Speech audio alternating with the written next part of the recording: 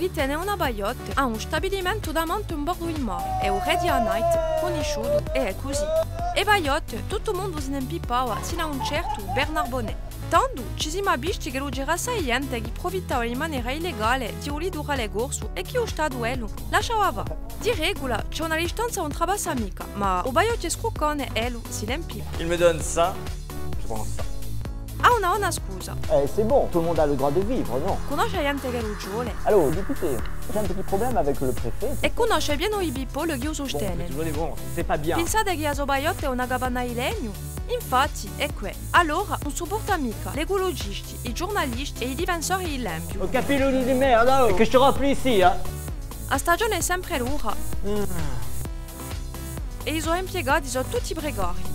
Pour le loyer. E a sua baiotte fa già 15 anni che lo alleva e smonta l'inguerno. Écoutez, je ne peux pas démonter pour cet hiver. C'est pas possible.